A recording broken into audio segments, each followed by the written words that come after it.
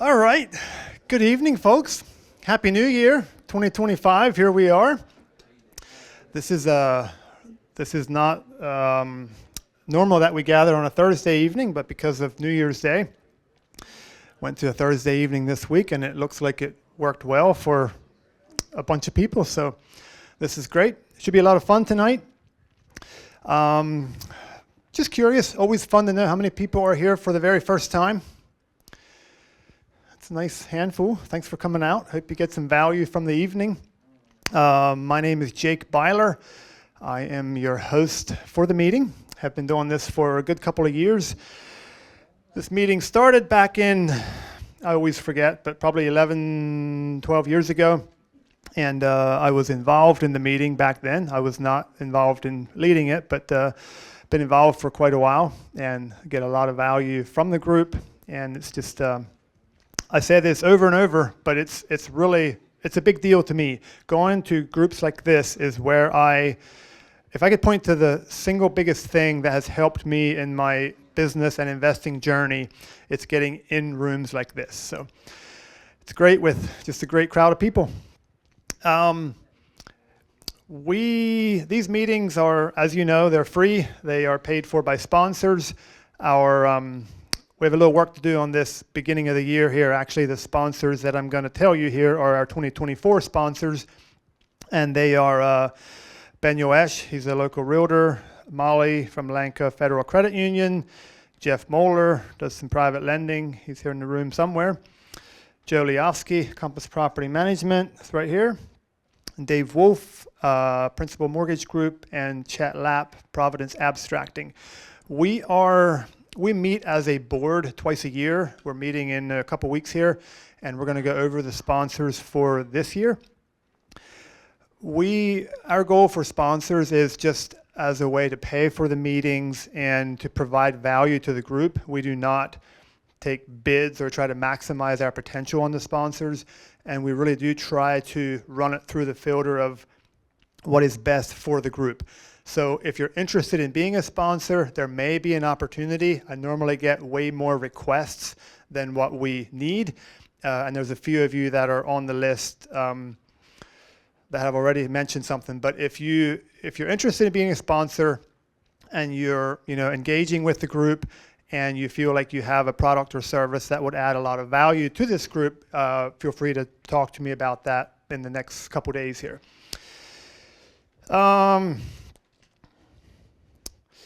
I was, just today, as I was sending out the email, I took a little bit of time just glancing back over 2024 of our speakers and topics.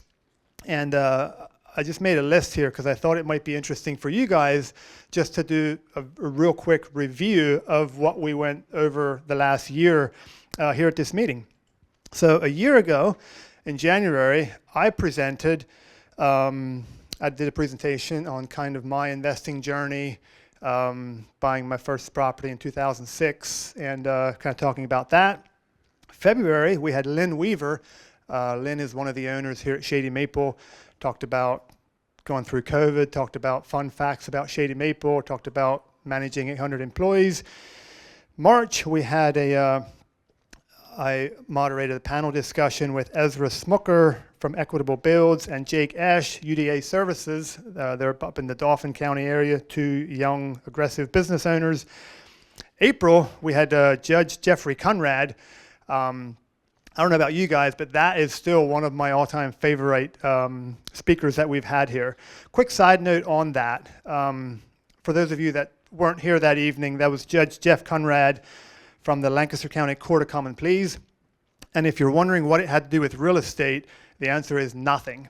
It's just, it's a connection that I got to know him through a mutual friend, and I was just fascinated by some of the stories that I heard him say as a judge. He's a Christian man, strong believer, and actually had the opportunity to sit in his courtroom a month or two ago, and probably will do it again maybe later this month. So if anybody has interest in that, let me know.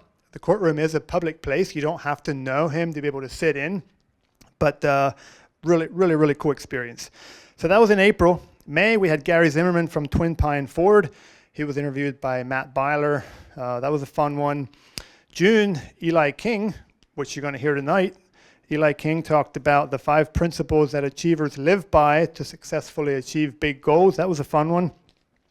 July, we had Jason Serrano. Jason is the CEO of a $5 billion real estate investment trust, New York Mortgage Trust. That was a bit of an eye-opener for some people. August was John Lapp, Duco Accounting, Tax Principles and Strategies. September, we had Rob Stoppard. He's a guy from Mannheim, coach and a consultant, wrote a book called Walking in Divine Wisdom, so he talked kind of along those lines. October, we had Kevin Davis coming up from Kentucky. He's an international speaker, trainer, and a coach. November, Joe Liofsky talked about his 40-plus years of real estate investing and property management. And December, we had a couple of different presenters, but the main presenter was Cordell Eberly talking about hackers and scammers. How many of you, as a result of being here that evening, have done something different since then? Not too many. I did. All right. You thought about it. So that's a quick review of 2024, and hopefully we'll have a lot of good stuff in 2025 again. So I am not going to spend a lot more time up here. For those of you that get the emails, by the way, if you don't get the emails and you would like to, paper on the table in the back tells you how you can get on our email list. But for those of you that read the emails, you know that Eli King is going to be moderating a panel here tonight. I don't know that Eli needs much of an introduction with this group, but if you don't know Eli, Eli started investing in real estate probably 12 years ago. And as a small, primarily one-man operation, I'm going to say he's probably been the most active investor in the county in those years. Probably bought a couple hundred properties, and he gets things done. And I got to tell you a short story about how it came to be that Eli is going to be moderating a panel. He actually assembled this panel for this evening. So you may or may not know this, but once in a while, I got to kind of scratch my head and say, all right, what are we going to do for next month's speaker or next month or whatever? And about a month ago, I hadn't lined up a speaker for January yet. And I don't know where the thought came from, but I'm like, why don't I just reach out to Eli and see if he wants to run with this one? I don't want to put a panel together. I don't want to call anybody else. I'm just going to call Eli, see if he could take this one. So if somebody would call me with that same request or question, in my opinion, a reasonable thing to do would be maybe take a day to think about it, and then I'd have to think, well, who am I going to ask to be on the panel? Well, that's not how Eli does things, all right? I called Eli probably around 6:30 in the evening, left a message for him, and 14 minutes later, he called me back. He doesn't do that every time, but it's a pretty typical response for Eli. And I had just been in the breakfast meeting with Eli a couple days before that. I knew he's got a lot of stuff going on. I knew he's probably not looking for more stuff on his plate. But I also know that busy people get stuff done. So I'm like, I'm going to call Eli. So anyway, he calls me back 14 minutes after I left a message for him. And he's like, Jake, man, I got so much stuff going on right now. But man, I always appreciate those meetings. I appreciate the work you put into it. And I'm going to say, let's do it. I'll commit to it. That quick, that simple. So then he reached out to some people, got some people to be on a panel. So it should be a lot of fun. But that's just a little bit of a clue as to how Eli does things and how Eli gets things done. He just does it. So I'm going to get Eli up here shortly, and then he's going to introduce the rest of the guys. Eli will tell you what he's expecting. I think he's hoping for a pretty interactive discussion tonight. So don't be shy out there. We all came to learn. And we're all freaked out to speak up in a room like this, just in case you're not already aware of that, right? So if you have a question, don't be afraid to ask tonight. So please help me welcome Eli King. Hey, thank you, Jake. Appreciate the warm hand there. So, yeah, it's, wow, 2025, here we are. already. I don't know what happened the last 25 years, but just amazing to me that we're already in 2025. So I can't ever remember a year that I've looked at it and I've said, wow, I think that's going to be a really interesting year. And just so many things coming together, both on a personal level, national level. In the real estate market, there's so much happened with, I think, a lot more big changes coming in the future. So with that thought in mind, the theme tonight will be what should real estate investors expect in 2025? And through my 14 years of investing in real estate, I've had the great fortune and luck to run into some really good people in various areas of real estate, lending, property management, realtors, you name it, contractors. And as Jake mentioned, he kind of put me on the spot there. And I was fortunate enough to find 3 people who were willing to take time off and to commit to being here tonight. So I really appreciate that. So yeah, help me welcome Austin Mountain. You can just take a seat wherever you want there. So Austin runs Peaceful Homes Property Management, and so he's going to be talking with the group from the real estate management side of things. And so the next up is going to be Nathan Rittenhouse. Help me welcome Nathan.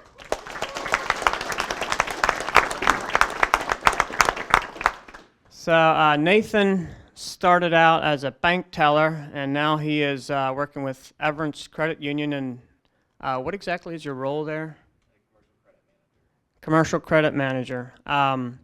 That's a good term, but when I think of Nathan, I think of him as the money man. So that's what he does. And then next up is going to be the Realtor, and that's going to be Parker Wolfe. Help me welcome Parker.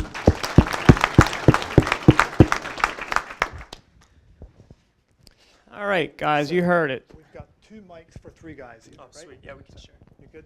Yep. All right, good. So 2025, who's excited? Oh, I'm so excited. Yeah, cool, great. Me. All right, well, who are you guys? Let's have the crowd hear about you, where you're from. Parker, you could have chosen to go to college or go play basketball or do whatever, and you chose to be a real estate agent. Tell us how that came about and why you chose to get into that world. Yeah, that's right. I grew up in Hempfield, went to Hempfield, lived in Lancaster County my whole life. And so for me, yeah, when I was a junior in high school, I was like, what do I want to do? Some of you guys know my dad, Dave Wolfe. He's obviously been around real estate for a long time. He started out doing mortgages. So he does a ton of mortgages. And he started a real estate company in 2020. And so I was interning junior year. And I was like, okay, basically just shadowing another real estate agent is what I was doing. A lot of marketing, just sending out letters, a lot of the dirty work, like envelopes, like writing down addresses, stuff like that, where it's not very fun, but you got to get it done. You got to file documents, make sure that we have all the records for future stuff. And so I was just shadowing him. I would go to his appointments, and I really liked what he was doing. You got to talk with people all day. I like talking with people, so I just felt like, okay, this is something I could do long term. All my friends were going to college, but I was like, well, this is what I want to do. I made up my mind right around Christmas of junior year. And so I was like, okay, I can either go play basketball, go to college, or I can just go into real estate right away and save some money, not go into like 200 grand in debt. And so I was like, man, I think that's what I want to do. I want to save some money, want to get into it right away.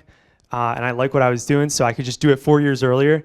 That was the main reason that I went into real estate right away. So now it's been about 2.5 years, and I've been doing it full time since then. So, yeah, well, thank you, Parker. I think I can confirm it was a good choice. So, Nathan, how did you go from being a bank teller to being a credit manager at Everence? Yeah, tell us about how you got into the banking industry. Yeah, I was in high school, and my mom did a great job homeschooling us. And for my senior year, I didn't have any credits that I had to take, so I asked her to go if I could go work full time. And so I applied at 2 different financial institutions, and Lanco hired me, Lanco Federal Credit Union, and they taught me how to be a teller. And so my whole senior year, I worked full time.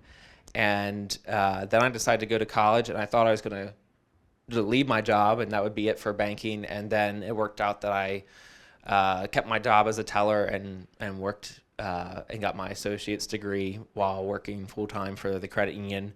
And there was an opportunity that came up to get into business loan underwriting, and I applied for it, and Lanco again gave me that job. I don't know why, but they gave it to me, and from there I just started working really hard at it, and then I met guys like Eli King, and his started working on his portfolio, and it just got me really excited to start learning how to do real estate and loans, and I then ended up buying my own properties. So guys like Eli and others have got me excited and educated me about it, and from there I just started working really hard at making connections and relationships and getting to know the business well. And then last year, this job opportunity came open at Everence, and it involves managing their credit team, and I really enjoyed my role at Lanco, where I was kind of had a bit of everything going on in the banking world, and so then I went and took this position, and I'm really enjoying being in real estate and as a lender and as a property owner. Yeah, great. So as a bank teller, like that seems to me a pretty big jump to go from bank teller to, like, you were chief lending officer there at one point. Is that correct? That wasn't my title, but that was my functional duty. Right. Yeah. And they had an opening and you just applied for it, and was there like no competition or what? Yeah, not a lot. I think I got it because I was the only guy that applied for it in the company at the time. But I had shown a lot of interest in the numbers side of things, and going on to something new. I definitely knew I wasn't going to be a teller the rest of my life. So this was a good opportunity, and it wasn't a high pressure situation. They didn't need somebody with lots of experience to come in, so they gave me the opportunity, and I took that seriously and ran with it. Yeah, you were working with Matt, right? Yeah, I worked with Matt Weeder, and he taught me, helped me get started. Yeah, well, that's great. So you surrounded yourself with someone who knew what he was doing and were able to learn from him. That's great. Austin, I'm sure it's every little boy's dream to get yelled at by the city rental inspectors and to get that 8 p.m. Christmas Eve phone call from Columbia Borough zoning officer that there's water gushing out the basement window, which means that the basement is full. And they're threatening to condemn the property and whatever. Why and how did you get into property management? I like the abuse.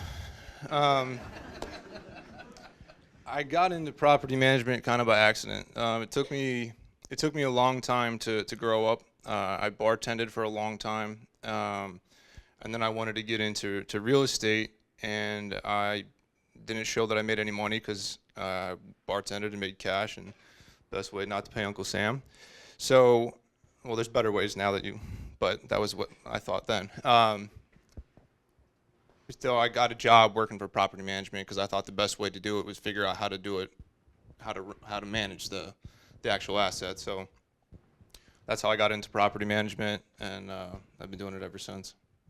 And how long has that been? Like, I think it's like 7 or 8 years now, about maybe 8 or 9. yeah, cool, great. All right, well, great. So there you are. That's our panelists, and so now we're going to get down to the questions. Are you guys ready? All right, good stuff. So let me get to that. Oh, wow. What an interesting time we just came out of. COVID, lockdowns. It's illegal to sell a house. Interest rates plummet. Houses start selling like hotcakes. That goes on for a little bit. Then the interest rates skyrocket. 8%. Whoa, who can afford that? Rents exploding, and then dropping more recently 10% on our high-end units. We're getting like 10% less on the new leases, and wow. All of that to what should we expect here in 2025? So Parker, what should real estate investors expect to see in your area of expertise here in 2025, specifically the sales side of things? Yeah. I deal a lot on the real estate side of things. Sorry, I was a little loud. But yeah, over the past 2 years now, I've just been doing a bunch of real estate, helping people buy and sell. And so obviously it's really hard to like project into the future. So a lot of this is going to be based off of what I'm currently seeing, trends that could be happening. But I do think coming into 2025, affordability, we've seen it 2024, it was a huge problem for a lot of people. On the retail side, like if you're trying to buy a house for yourself, right, you're trying to move into it, interest rates are still in the sevens, and prices, at least in Lancaster County and surrounding counties, are still at close to all-time highs, if not all-time highs, even compared to the previous year. So I think affordability is going to be one of those things come 2025 that still is a huge problem for a lot of people. I want to play a game with everybody just to, so everybody can have a little fun. But think in your head or write down if you have a piece of paper. No prize for this, but think in your head or write down if you got a piece of paper the amount of total properties right now that are able to be purchased in Lancaster County. So you take the whole county, think about, okay, how many homes are there? Not counting mobile homes, or excluding those. You're also excluding no new construction because, even if the construction's done next week, you still can't move into it right away. No auctions because you got to wait for the auction to happen. But think in your head or write down on a piece of paper how many homes you think are available to be purchased today in Lancaster County. So I'm going to give you a quick minute here. Once you got your number, shout it out. Raise your hand, shout it out. 200,000 available homes to be purchased. Like you can buy it right now. Not inventory, but like on the market, you can buy it right now. In Lancaster County, yeah. 300, 350, 45. Okay. So, yeah, I see a hand back there. What did you say? 160. The total number, if you exclude new builds, with new builds, it's right around 400, just below 400. But without new construction, 224 in the whole county. So that's available to be purchased right now, excluding mobile homes and auctions and new builds. So the inventory is very, very low right now. Could that increase throughout 2025? Springtime, you usually see a bump. Last springtime, it was right around 300. I don't know what the bump will be this spring. And if you compare January numbers, like winter numbers this year compared to winter numbers last year, we are a little bit higher right now. I think it was close to all-time lows, like 200 total homes last winter. So inventory is increased a little bit compared to last year, but the total number of properties out there is still super, super low right now. Yeah, great. And do you see inventory changing, like with interest rates potentially dropping more? Do you think people are going to say, okay, it's time for us to move and put our house on the market? Or there's people that have been trapped in situations. I know because I've talked to them.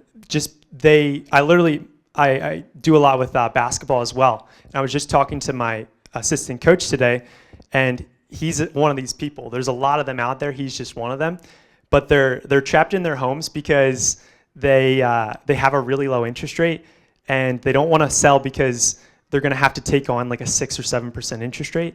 And so that is a thing. That is a real thing. And so I think some of those people could start to get a little bit tired of their situation, like they just need to move. Like if your family's expanding, you just need to sell. Like there's no other option for you. But I think it's still few and far between. I still think inventory is going to be pretty low unless something changes that we don't know about. I still think inventory is going to be really low levels. Hey, very good. So Nathan, can you remember COVID and interest rates dropping and then skyrocketing to 8%? And like from the banking perspective, what should real estate investors expect in 2025? Yeah, COVID was crazy. COVID, we were giving out money for really like almost nothing. 3% today would seem like a steal. But it's been a roller coaster, and I think 2025 is going to keep some of that roller coaster going. I can't tell you the future, but a lot of what our market's doing right now is it's actually pricing ahead of what's happening.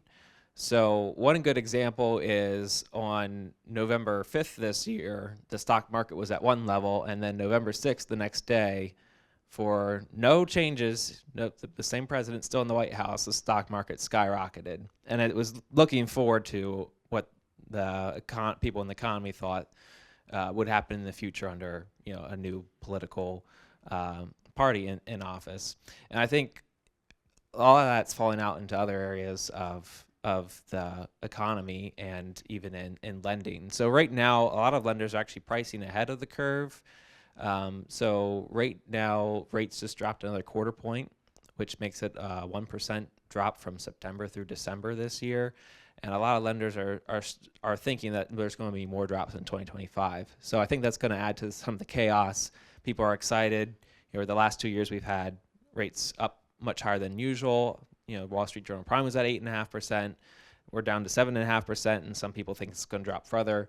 So a lot of investors are getting ready, if they weren't already ready, to start refinancing projects, to start buying more properties.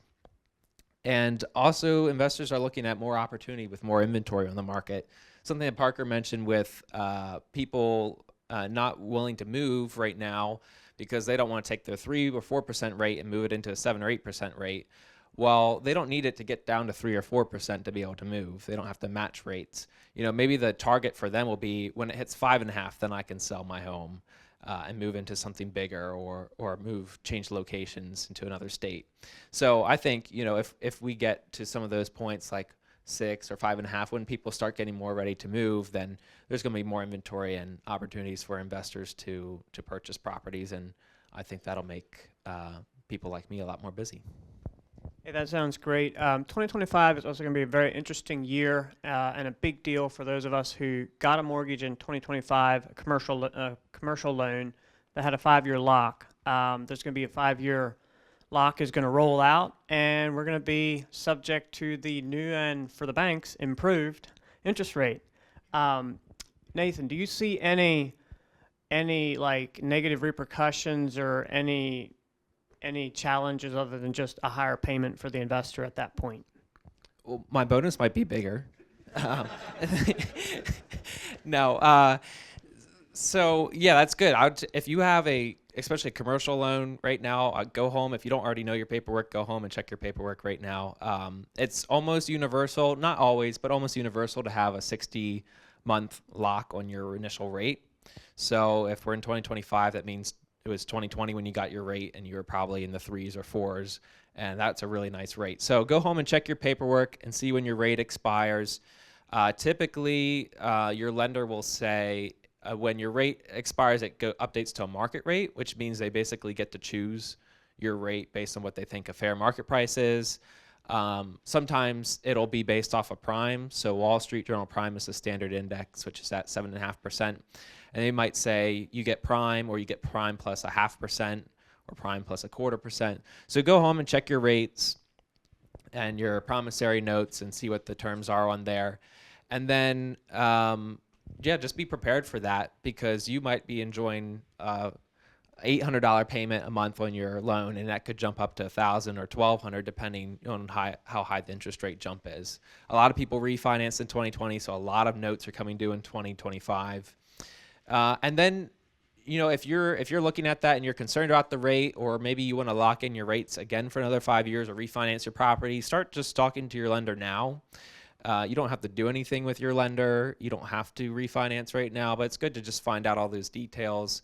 When your rate expires, what your margin is if you don't know that on your notes.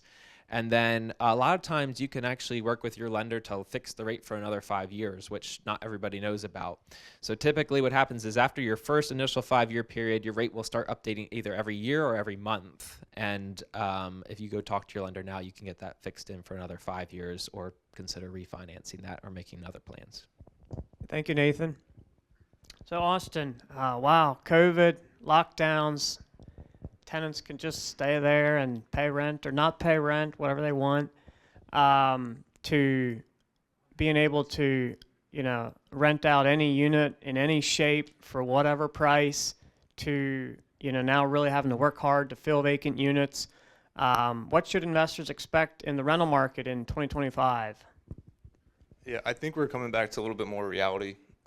We got spoiled in 2020, 2021, 2022, where you could just put up whatever rate you wanted. You could set your own market. And now we're coming back to reality where the market tells you what the price is. Like, you can't tell the market what the price is.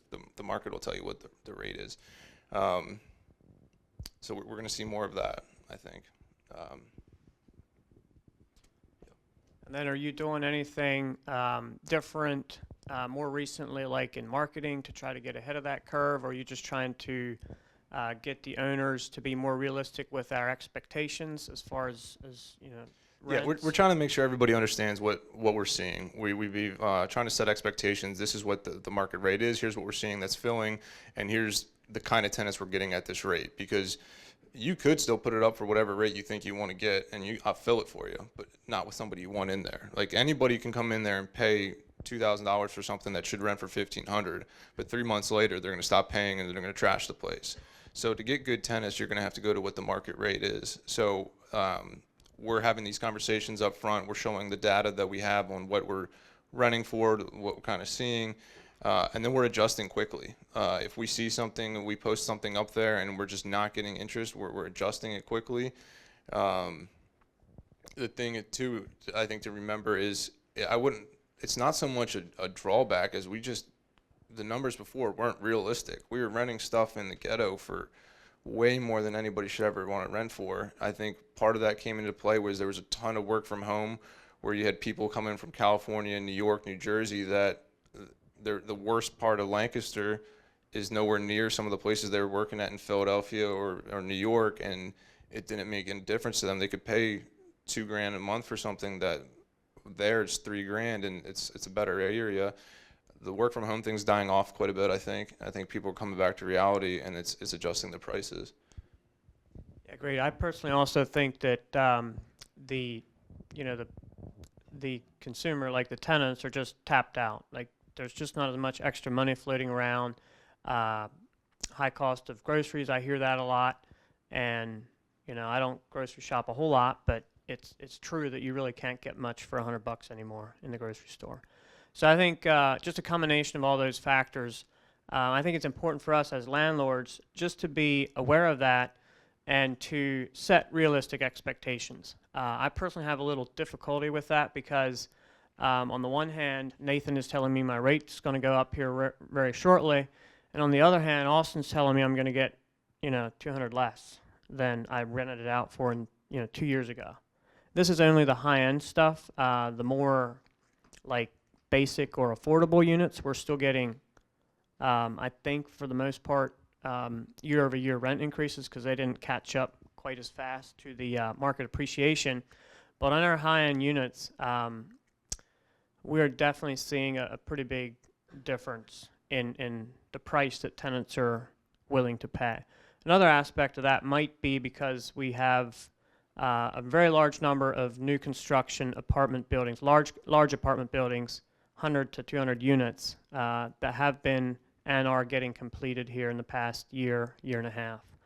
I think that's going to die off at some point because a lot of those got started when interest rates were low, and now the lenders aren't quite as excited about giving the green light to say a $25 or $30 million project with interest rates where they're at and the payments, where that puts the payments.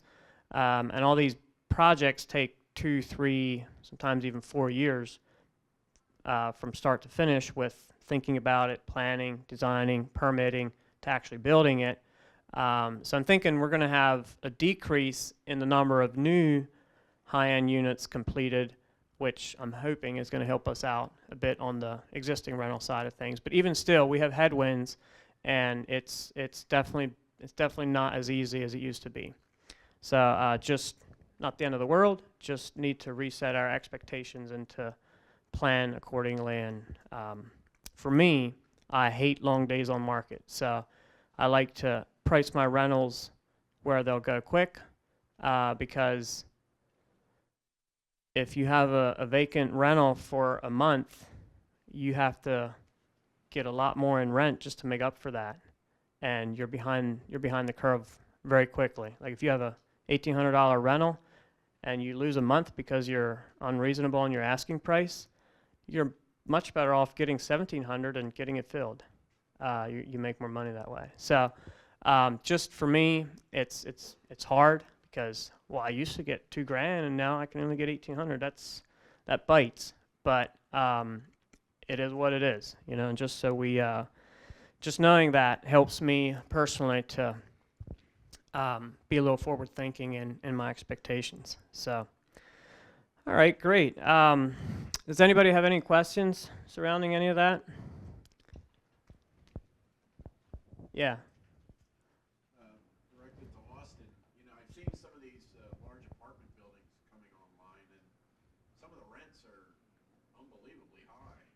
Yeah, the Silk Mill is $2,500 a month in some of these units. Who are renting them? Are they people coming from out of town, or do you know? So the question is directed to Austin here. On the new constructed high-end units, Jeff mentioned the Silk Mill. Some of the units are marketed at $2,500, and Jeff is wondering who's renting that, who is paying that kind of money.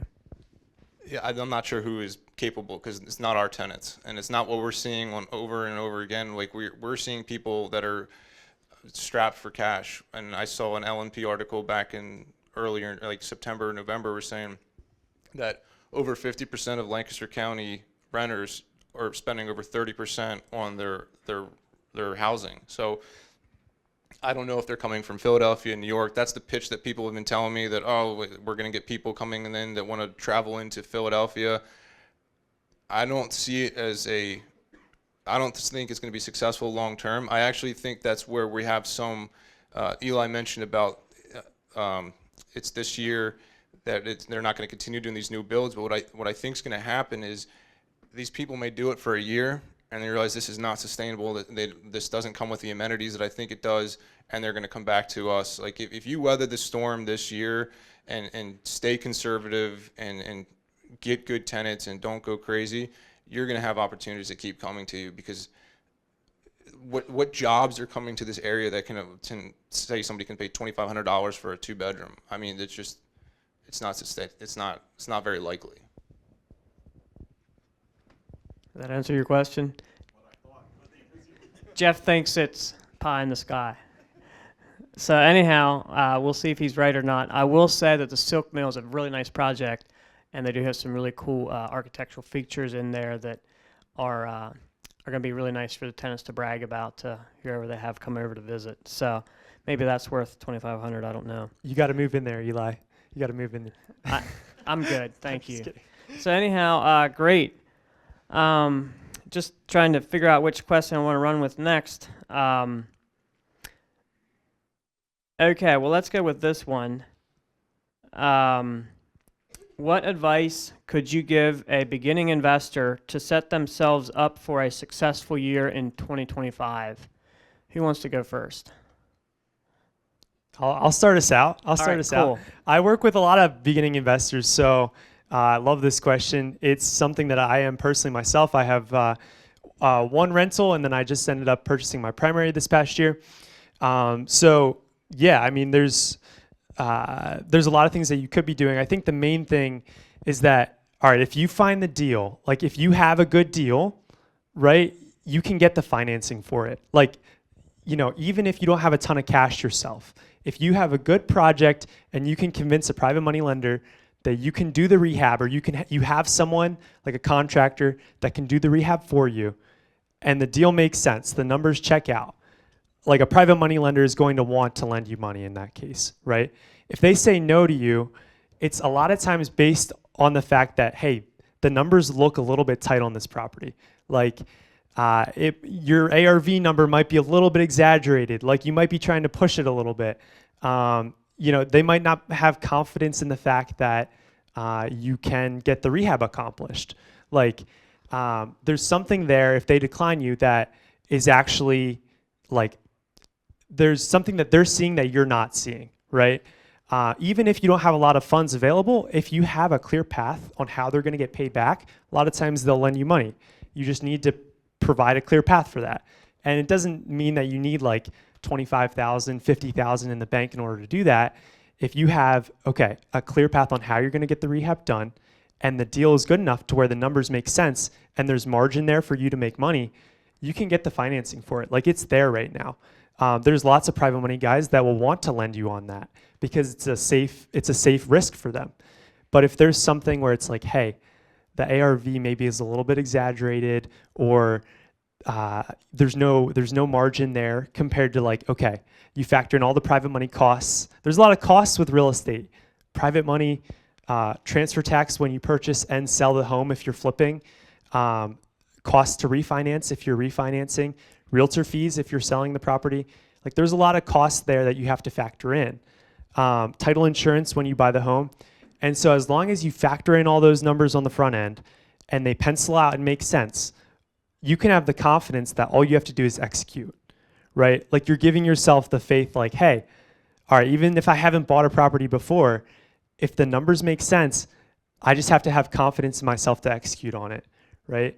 So I think that's the main thing. Like, if you feel like you're on the fence right now and you're not sure, like, can I jump into real estate in 2025? Like, if you can run your numbers on the front end, you can have the confidence to actually pursue it, because you know, like, okay, this, I get clarity. Like, a lot of you might be on the fence because you don't know what the numbers look like. You know, you don't know, like, oh, is this property a deal? I don't know. What can I sell it for on the back end? But if you have clarity on the front end, then you know, okay, now all I have to do is execute. Now all I have to do is get good people in there to do a rehab, right? And if you can build connections on the front end, it can give you the confidence to execute on the back end. And you make money when you purchase, right? Because I'm sure, Eli, you've experienced this before. You know, you spend a lot of money on rehab. I've definitely paid too much already. I don't know how that works. Yeah. You pay a little bit too much. Maybe numbers get a little tight, and you want to push rehab, right? You want to push your ARV up a little bit because you spend a lot of time. At least 30 grand, Parker, please. Yeah. You spend a lot of time on the property. Rehab always seems to go over budget every single time. I've seen that a lot. And so then it's like, okay, well, let's try and get a little bit more for it, you know? And then you try that out, but then it sits on the market a little bit, and then you end up having to decrease the price. It happens a little bit. So, you know, you're going to make money when you buy the property, not when you end up selling it. Yeah. All right, cool. Austin, what advice could you give a beginning investor to set themselves up for a successful year in 2025? Like, somebody that's just starting out and is like, man, it seems like total chaos in the rental market right now. What advice can you give us? I'd be conservative in your numbers. Make sure, like Parker's talked about, run your numbers, but assume it's going to cost more than you think. Assume it's going to take a little bit longer, and look at find good rental comps. Don't go off of what Zillow tells you. Like, check with your friends, other investors, check with property management, check with realtors. Find actual comps for what people are seeing. And make sure you're conservative with it. I think it takes about 1.5 to 2 years for a property to stabilize. So don't buy something and then think you're automatically going to be cash flowing the next day. I think it takes a little bit of time, especially if you go and buy it with hard money and then refinance. It's going to take you, I think it takes about 1.5 to 2 years for it to finally start becoming stabilized. So go into it knowing, like, real estate's a long-term game. Unless you're trying to make it a second business and you want to make this another job, if you're using real estate as an investment tool, it's a long-term game. And if you can be conservative in your numbers and make it, and pretty much any real estate deal, if you can hold it over the long term, is going to work out. You just have to be able to hold it over the long term. Over a long enough time frame, it always works out. But with all that said, like, you just got to take the jump too. So if that means maybe it's in a great location and you have to stomach losing $100 and $200 a month, like, I've done that. Or I bought properties that I knew I was going to lose money on, but it's in a location I want to be in for the next 20 years. So I bought it. So just know what you're getting into, and it's not magic, and it takes time. Yeah, good stuff. Nathan, what advice could you give a beginning investor to set themselves up for a successful year in 2025? Yeah, take care of your own house first, which doesn't necessarily mean where you live, but make sure that you're financially doing the things you're supposed to be doing yourself. So that means you're paying all your bills on time, getting rid of unnecessary debts and things that you don't need to have in your life financially. Because when you start taking on rental properties, you want to be able to do what Austin said. You want to be able to hold them long term. So make sure your own house is in order. The next thing is a lot of people overlook, and they want to get into real estate to avoid work, which is not the attitude to have. I would recommend that to get into real estate, the number one tool you can have to growing your portfolio is to work as hard as you can and do the best job you can at your day job. Don't give up your day job. Your number one wealth building tool is your annual salary, what you make every day at your ordinary job. And your number one tool to buying more rental properties is also your salary that you make every day at your job. So don't overlook that, which is what most new investors do. You can go into real estate full time someday, but tomorrow is not that day. You can work really hard right now, and that'll help you be successful in the future. And then the other thing is, look at real estate as a long-term tool. You don't have to buy the most amazing deal today, especially if you're a new investor. Just go buy a deal. If you can make the numbers work and you can pay all your bills each month, a lot of new investors, what they just need to do, the best tool to get them started in real estate is to buy the first deal, even if it stinks or makes them lose a couple $100 a month. The experience of going and walking properties with a realtor and signing big checks and going to the settlement table and having a tenant call you at midnight because their electric's out or their pipe's frozen in the winter, all that stuff, that's how you learn, and that's how you get into real estate. And all the mistakes you make are the things that help you build wealth and do a good job in the future. So just go buy a property if you can make the numbers work and you can afford to pay the mortgage each month, and you'll be fine in the long run. Very good, Nathan. I appreciate that. So that leads us to the next question. With all the challenges and uncertainty that we just talked about, should you buy real estate now if you're just starting out? And if yes, why? I think I gave that away. And that's cool. That's cool. Parker, can you hit on that a little bit? The question is, with all the challenges, high interest rates, not quite sure if the rental numbers are going to be where they were or where they're projected, should you buy real estate now? And if you're just starting out, like you have none or just one or two properties, should you buy more? Yeah, I got one last month. So I think, what they were saying about the long-term investment, that is crucial. Like if you just view real estate as I'm gonna buy this property and then who knows what'll happen down the road, might sell it in like a couple months, you just don't have an idea. You're just kind of going with the flow. That's when you could get into a little bit of trouble. If you buy real estate with the intention, if it's a rental, to hold this thing for indefinitely, my mindset is just hold it forever a lot of times. So if you go into it with that mindset, there's really not a way to lose. Even if like they were saying, it doesn't make sense or cash flow right now, or you spend a lot of money on the rehab and your refinance costs, you have to bring money out of pocket when you weren't expecting to.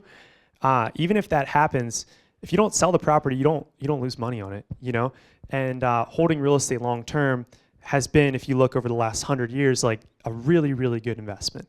And so appreciation it's been on your side over the last 4 years, especially. But even during downturns, like if the market were to go down, which there's no indicators that it is, but even if it did happen, like if you're not planning on selling, there's no real risk involved for you. You know what I mean? Like you're not going to be selling the property at all. Now, of course, like you don't know what your situation's going to be, down the road. So you always want to be safe and conservative. Like you don't want to extend yourself too much, and that's where you get into a little bit of trouble. Like if you overextend, you buy a lot of property all at one time, you don't have the capabilities. We're back. You don't have the capabilities to take down all the projects, and so you overextend a little bit. You end up not getting a rehab done when you should. And And that's when you could run into some trouble, because then you end up having to be forced to sell. Like, you never want to be in a situation where you're forced to sell a property because something goes wrong and you need the capital to get out of it, or there's people pressuring you to sell the property. Like, you don't want to get into that spot.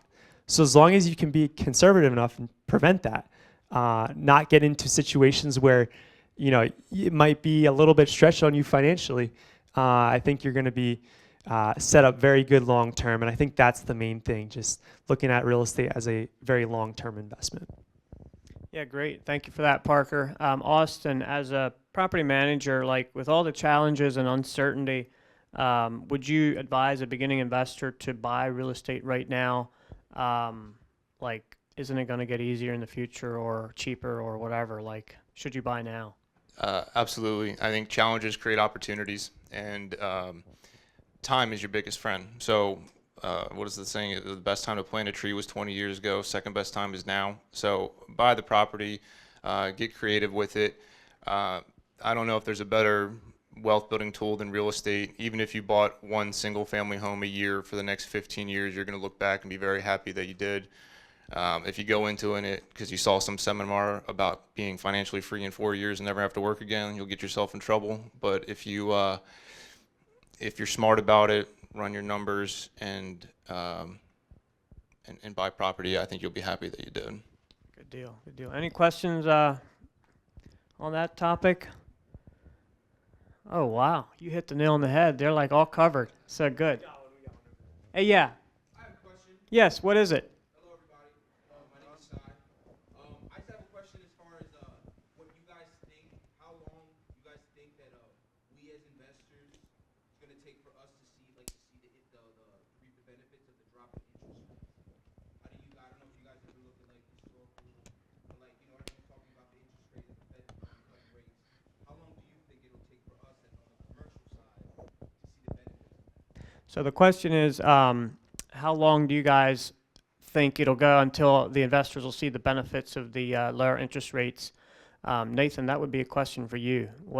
What's your take on that?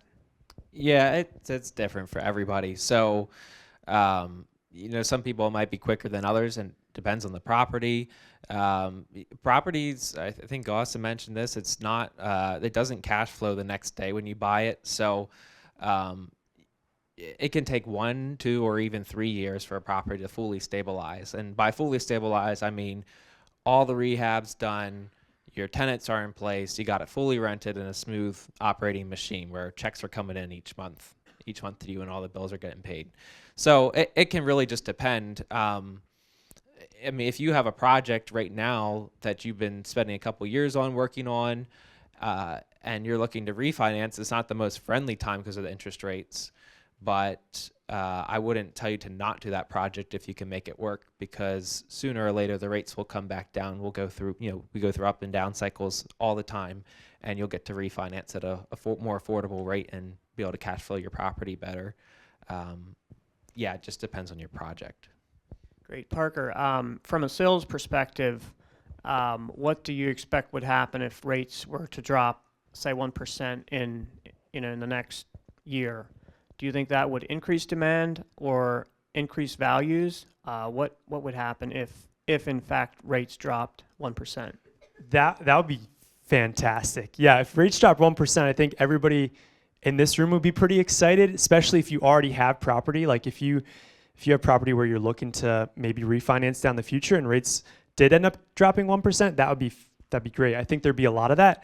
From a sales perspective, if that ends up happening, and we'll go with that assumption that it does happen, which I don't know, I kind of doubt that it would. We don't know. Yeah, I do doubt that it would. But if it does, and rates do end up dropping 1%, I think you'd see an increase in inventory, and then you also see an increase in buyer activity as well. I think it'd be both, right? So in terms of what prices would do, if you look at a supply standpoint, I think there would be an increase of homes selling, like people selling properties because they're just doing that lateral move, like moving into something that's a little bit bigger for their family, or if they're on the fence right now, they're moving into something that they really want. I think you would see a little bit more lateral moving. So I think the inventory levels would go up. But prices, I think, I mean, usually when rates go down, prices go up. It's just we've seen increased prices now for the last like 3.5, 4 years, pretty dramatically. So with the increase in inventory, I think prices would continue to stay steady, if not increase slightly. I don't think they would just shoot through the roof like they did over COVID. There was a lot of other variables there too, with like an increase of capital into the entire country at that point too. So I don't think prices would shoot up again like over COVID, but I do think that they would be very strong if we see a 1% decrease. So Cool. Does that answer your question? No. Oh, wow, cool. We can talk offline about that. okay, yeah, we talk a little Cool. bit. Yeah. Well, thanks for bringing the question anyhow. So, all right, well, we didn't hit that one, so now you know we're pretty normal. So anyhow, you guys are all high achievers in your area of real estate.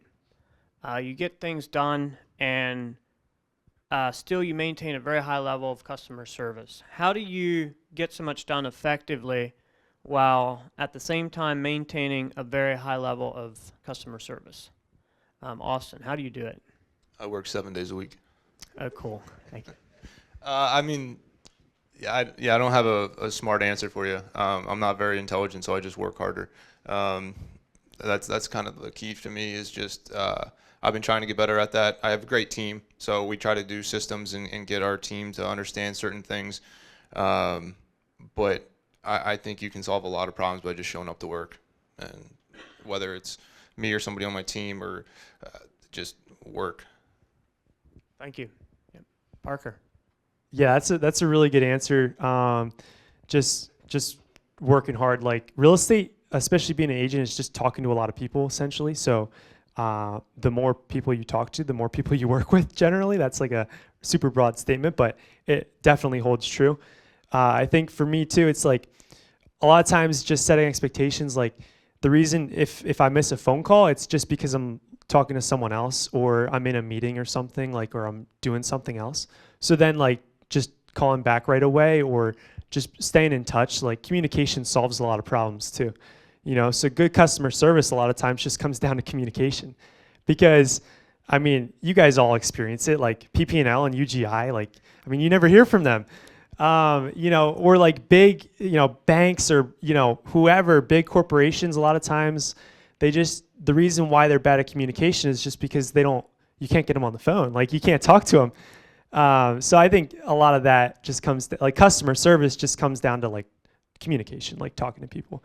And if you don't answer right away, just trying to respond as quickly as you can. And stuff does get missed. Like it's not like we're perfect or anything. But just like responding when you can, and that's the main thing. Like just trying to get back to right away and setting those expectations. Great. Nathan, how do you get so much done effectively while maintaining a very high level of customer service? Work hard and do the other jobs that nobody else wants to do, or that are not very fun, and then be available for phone calls, for emails. I think a lot of my business comes from just because I either picked up right away, or we had a communication within 30 minutes of them reaching out to me, and you know, the other guy let them go overnight or something like that. And for the job I'm in right now, I rely on my team a lot. So having a good team and building a good team around you is also really important, to be able to work together to serve your clients. Because even if you're not the one answering the phone, if you're working in the background and to make the team work well together for your clients, and then you'll do a good job.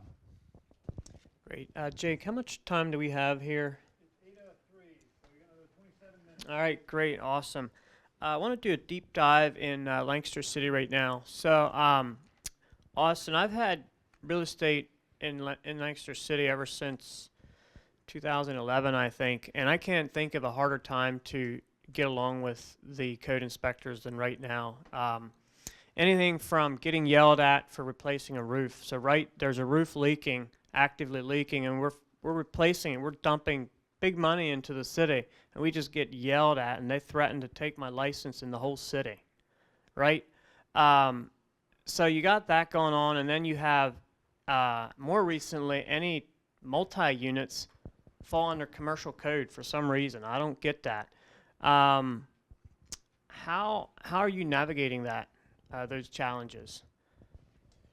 So the big thing, like I said earlier, I think challenges create opportunities, and we try to meet with the city inspectors and the guys in charge of codes, and I think it's the mayor's assistant. We meet with them once a month. So there's a few other larger landlords in the city, and we sit down with them and we try to understand their perspective of things and help them understand our perspective of things, and then see how we can figure out some way to work together and meet in the middle. I feel like we've had a pretty good success with it. Not much have I run into where that's been unreasonable on our standpoint. I don't think that roof was us. Well, you fixed it for me, so thank you. I appreciated it. But yeah, you did make sure that everything got permitted then, and so forth. But see, Ronnie took care of that, I think. So. But it's the same thing. Like you mentioned about the condemnation in Columbia, and we ended up not getting that property condemned because the borough codes manager called me at whatever it was midnight and said, "Hey, we got water pouring out of here," and I was like, "Well, I can fix it." And she's like, "Well, how long will it take you?" And I was like, "Give me 3 days." And we had the whole thing pumped out, all the plumbing repumped, replumbed, everything taken care of within a couple days. And then we put it all through the tenant's renter's insurance, and they covered everything. And that's because the relationship that we had with the codes manager. And it's the same kind of stuff we have with Lancaster City, and it's relationship based. It's making sure you have a good relationship with your inspectors. Like they got a job to do. Most of the people they deal with are miserable. So if you can work with them and try to make their life easier, they'll try to make your life easier as well. I mean, a little off topic, but it's the same. We have good relationships with our tenants. So like when you go to court and they're laughing with you as you walk in to get judgment, it's like judge gives you judgment because it's hard to argue with that. So it's just working well with the people you're gonna have to work with, and that's what we found. Because most of the guys you deal with on the day-to-day, they're like, well, it's coming from above, and then it's like, all right, well, let me talk to who's above, and then you get that meeting and understand why it's impractical and how you can make it work. I'll tell you, with inspectors, city inspectors, choose your battles. Don't fight them over the $100 or $200 thing they want to nitpick you on all the time. You know, you save that card for a bigger item you want to use down the road, and they'll appreciate it and they'll work with you more if you're not the guy that's trying to get out of every little item and issue they give you. Great, thank you. So, does anyone else here have any input on the, it's a thing I have a beef with. So I got a 2-unit, right? Now all of a sudden they want fire rated everything between 2 units. I'm like, what's up with that? That used to be for 5 units and above. Am I just being difficult, Austin? Like they put the 2-unit under the commercial code, and I just for some reason have a big issue with that. I think your first mistake was pulling a permit. I know, but I just like, I used to just roll in there and do my thing, you know, get a permit and roll with it. But thank you. Hey Parker, you don't have any in the city, right? No, I was wondering if Any input on that? I think they hit most of it. I was wondering if you wanted to talk about the Act 52, the Wholesaling Act. Go for it. Yeah, Parker Okay. has a big public announcement to make. Yeah, more like the government does. Coming January 4th, I know most of you guys probably know about this, but maybe some of you don't. Act 52 is coming into effect with wholesaling. So it's hitting Pennsylvania. Previously, it's already been into effect. It's basically banning wholesaling. Wholesaling is the act of assigning a contract. So say you basically act as a middleman, assigning a contract to an end buyer, and Pennsylvania is banning wholesaling. Other states already have a law similar to it, but essentially what Pennsylvania decided to do is wrap wholesaling into a previous act that was passed or law that was passed, the real estate, establishing the State Real Estate Commission. So it was like back in like the 80s or something. And so they're wrapping wholesaling into that category, meaning in order to wholesale, you have to have a real estate license. So real estate agents have a real estate license in order to help people buy and sell real estate. So wholesaling is essentially falling under that same category. You have to have a license now to wholesale. So that's going to switch up a lot of things in the wholesaling world. You can't just talk with a seller anymore if you don't have a license and assign it. Even if it's just a friend or family member, and you're like, oh yeah, my dad is selling his property, and my uncle would fit. He'd be a good buyer for that property. Like, let me help out my dad, and I'll get $5,000 just to help him connect him with the uncle and handle the transaction. Even that is a version of wholesaling because you're assigning that contract. Anything with where you're in the middle is getting cut out, which is going to change a lot of things in the wholesaling world. And then, Parker, can you tell us why it's almost impossible for a realtor to legally wholesale a property? Yeah. So one of the reasons why this is so interesting. Sorry, I keep getting cut out there, but is because there is a little bit of a butting of heads when it comes to being a real estate agent and also wholesaling a little bit. Like, I work with wholesalers a decent amount, and it can be used. It's great in certain situations, but a lot of times if you get a license, right, you're a licensed agent, and a lot of times you're almost required to become a realtor for a number of different reasons. But the National Association of Realtors is very big because of, you're almost required to become a member of the National Association, and that's another topic entirely.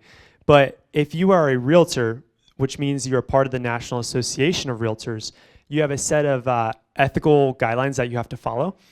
And so you have to hang your license with a brokerage. So I'm sure you've heard a lot of the major brokerages, but in order to practice real estate, there's certain duties that you have to the seller. So if you're representing a seller in a transaction, a lot of times you have a fiduciary duty to them.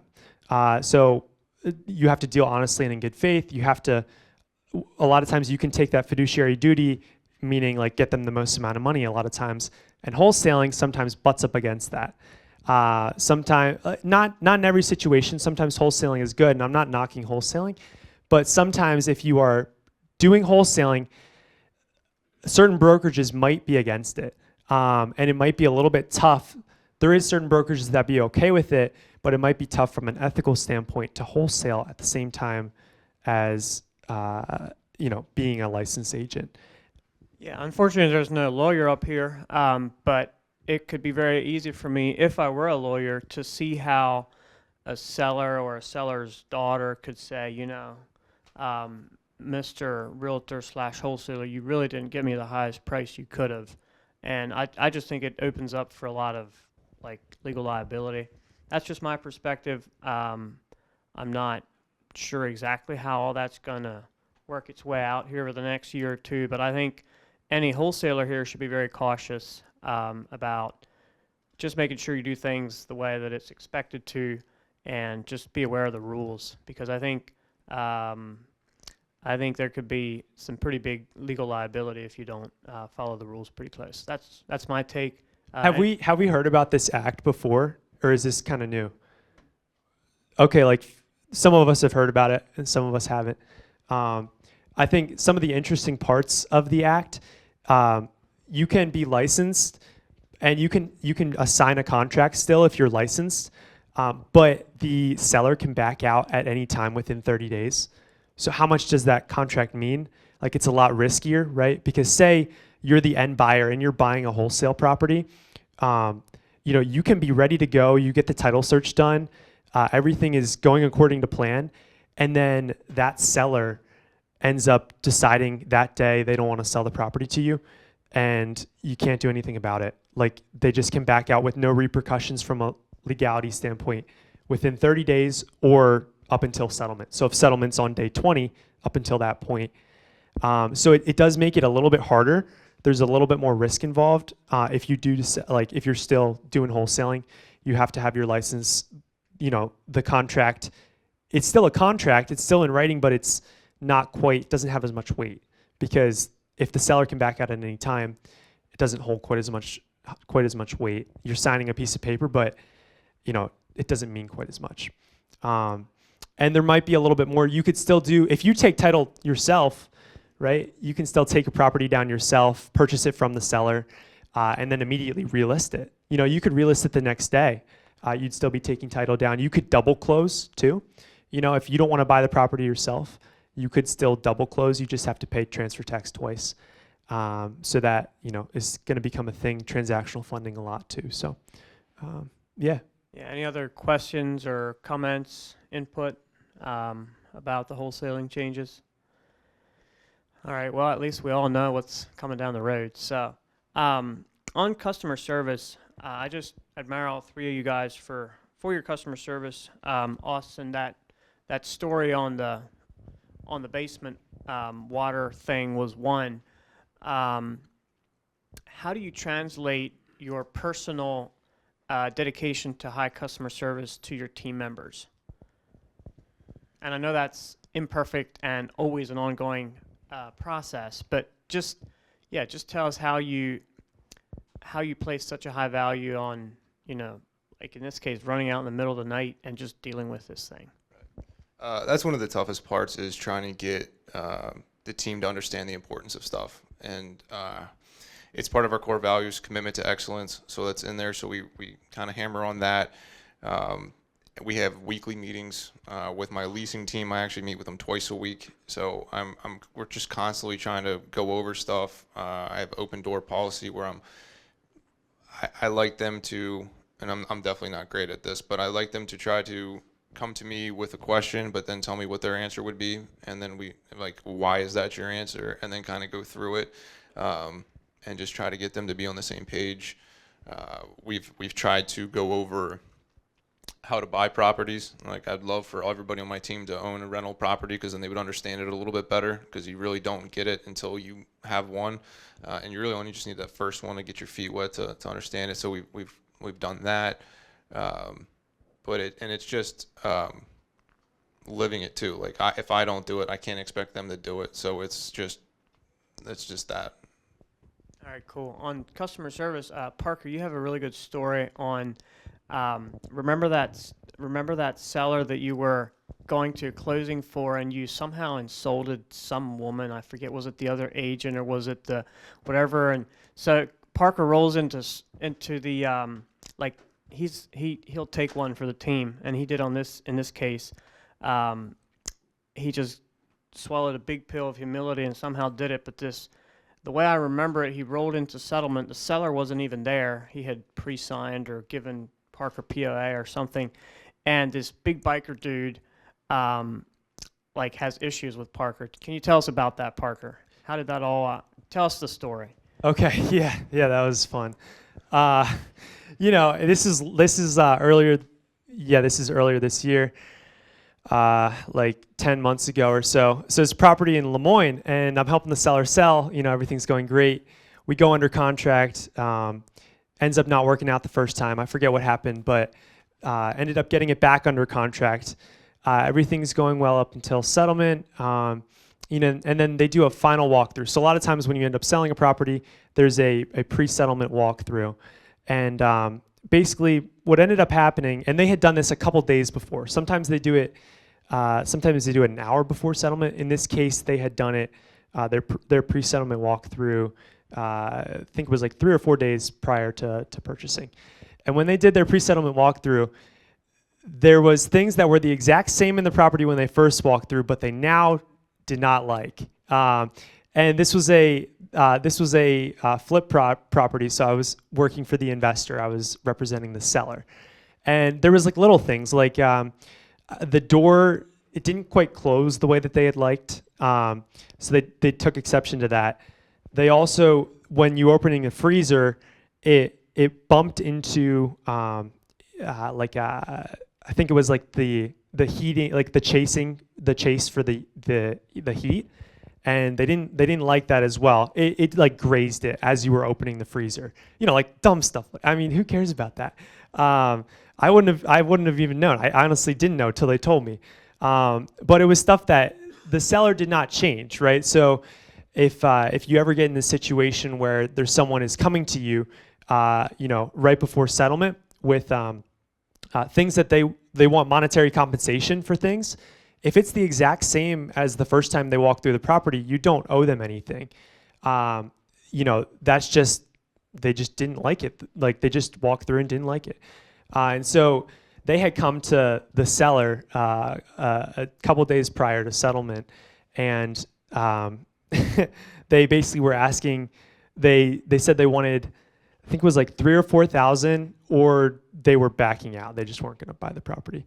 And so I was representing the seller, and we were like, well, what? Then there was like one other thing. It was just super small stuff, and we were like, well, this is the exact same as when they first walked through. Like, there's no need to do any monetary compensation here. And so we told the buyer's agent that, and then we even get to the day of settlement. Well, there was also a discussion about deposit money. Yeah. Well, they were like, yeah, we're getting our deposit money back. Like, we're backing out, we're getting our money back. And it's like, well, no, that's not how this works. So we then had a discussion with the buyer's agent and was like, hey, feel free to back out. Like, we cannot force you to buy a property. Like, if you don't want to buy this property, like, you have the right to back out, but we're keeping the deposit money if that's the case. Like, we can't force you to buy this thing. You can back out of a property at any time, but you're going to lose your deposit money because you're backing out for no reason. The home is the exact same as when you first walk through. So Would have been after the appraisal was done, like all the clear to closes have been approved. yeah, right before You're down the settlement. home stretch. It's not in the beginning negotiating stage of the process still. Yep. So, and the seller had already signed off too. He had already signed off at this point. So we really don't know what's happening. I go up to Camp Hill. This is when we're supposed to, settle. And I go up to Camp Hill. I still don't know if it's going to close or not. So I'm just going up there, and I get there, and usually you just walk right into the title office. Like normally when you're selling a property, you just go to the closing table, you meet the buyers, and then you just start signing. And I was going to sign off. I had POA for the seller, so I was signing off for the seller. So it was just me, and then the buyers, they had me wait in the title office, and so they were talking in the room about about what was going on, and they were talking like without me. They had me wait there, so I was waiting there for like 25, 30 minutes. Well, first, the receptionist said, "Do you want to go in or do you want to wait here or something?" Yeah, like yeah. that. Well, yeah, the guy. Parker was like, "Well, that doesn't sound good." Well, I was waiting there for 25 minutes, and then he said that. Yeah, I was waiting there, and then he came up to me and was like, "All right, do you even want to go into the room?" I was like, "Oh gosh, yeah, I want to go into the room. I want to meet them. I want to sign." So I wasn't really sure what was going on, because we obviously had these discussions with the buyer's agent, but I didn't know what the discussions were between them in that room. I could overhear whispers, but I had no clue what they were talking about. So anyway, I go into the room after like 30 minutes or so, and meet them, and I reach out to shake their hand just to be nice. Like, I'm meeting them for the first time. These are the buyers and the buyer's agent, and they just stare at me. I'm like, okay. And then I sit down, and so they don't shake my hand at all, which is fine. It's all right. It's not a big deal. And then the first thing they say to me is like, "You need to apologize." I'm like, "Apologize? Like, what do you mean?" There's like, "You need to apologize for the way that you talked with the buyers, with our agent." They were referring to the buyer's agent. Let me explain who said that. So picture me with a leather skull cap and black sunglasses and a big long goatee, biker dude. That's who was saying that to Parker. Yeah, big biker guy. You need to apologize. You need to apologize for the way that you were talking with the buyer's agent. And so I was like, what do you mean? He's like, "You need to apologize right now."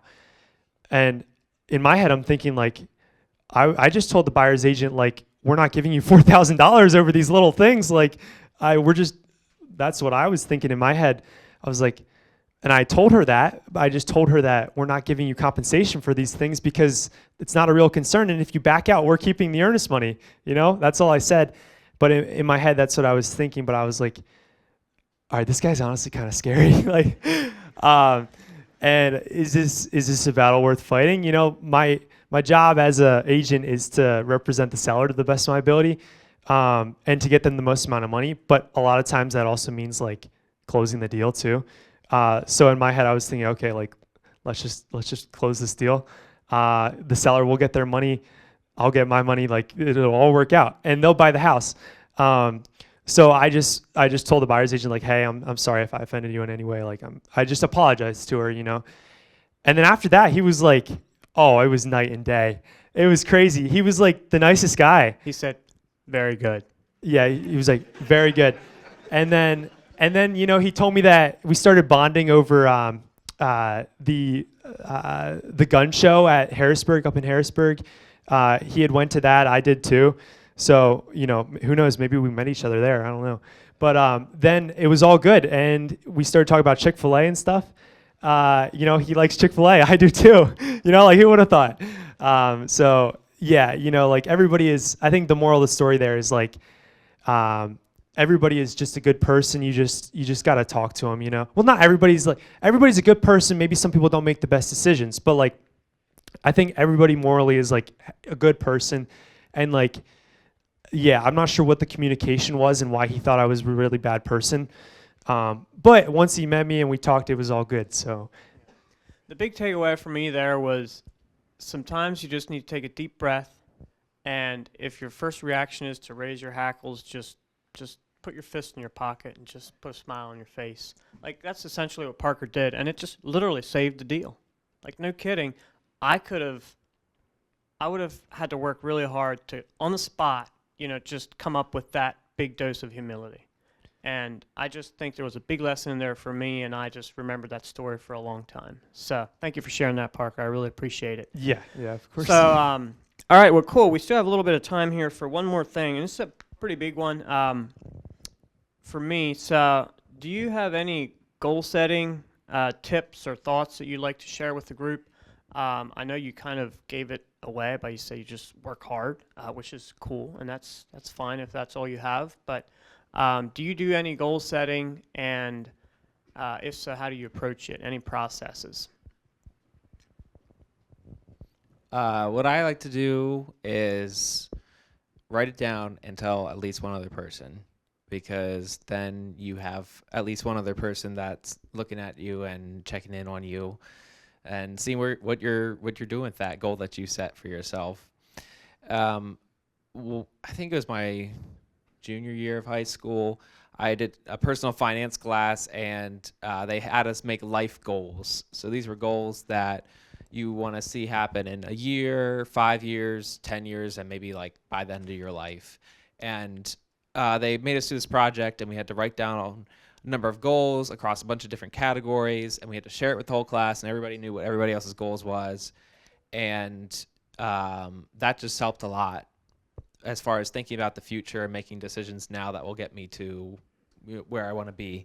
And to be honest, I think I have the paper at my house somewhere that has all those goals still on it. And I can tell you over half of them are never going to happen, or I already missed my chance to make them happen. And that's fine.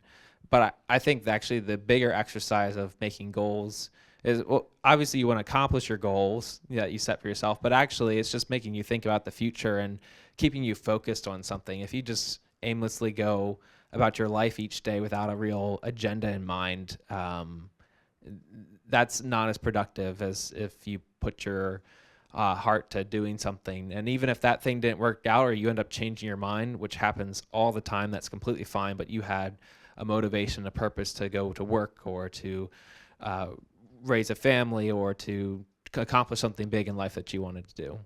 Thank you, Nathan. Austin. Yeah, I think achieving your goals is actually kind of simple. I think the hardest part about it is clearly defining what your goal is. I think once you figure out what your goal is, then you just work back. And if I want to achieve this, then I have to be able to do this. And then to do that, I have to be able to do this. And so whenever I've wanted to make a real solid goal, I've been very clear about what I want and then what I have to do to get there. And then I just work backwards.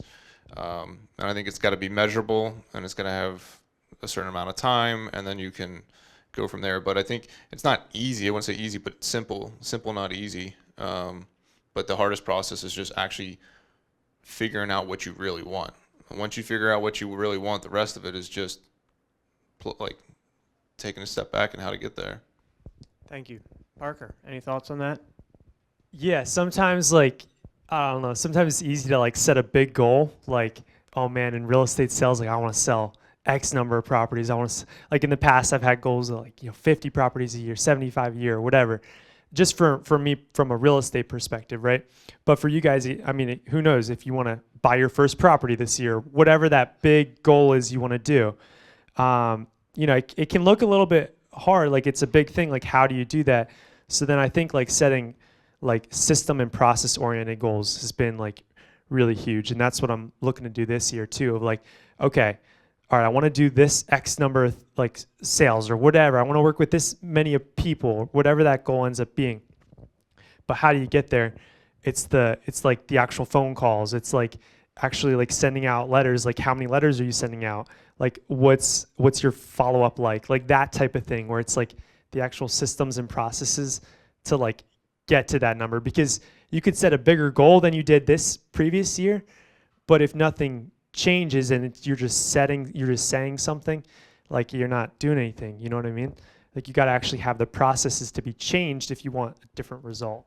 So like what you could mean is if you want to buy your first property and you know it's going to take a $20,000 down payment, you just take that $20,000 down payment and break that into how much you need to save each week to achieve that goal. Or something like that. Or it's like, okay, if you didn't buy a property last year but you want to buy one this year, well, what do you need from a relationship standpoint? Like, okay, you need private money. You need someone that is willing to loan you money. Well, let's try and build a relationship there. So then you call private money lenders. Like that can be a simple actionable item that you do that can help you accomplish like your goal. Okay, you need more funds available. Like you talk to a private money lender, they tell you, hey, you're not quite financeable. We need to see a little bit more from you.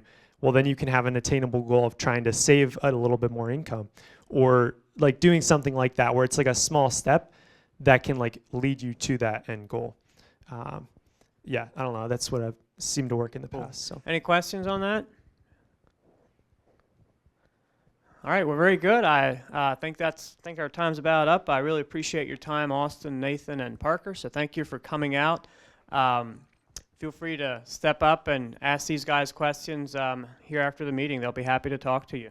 Thank you.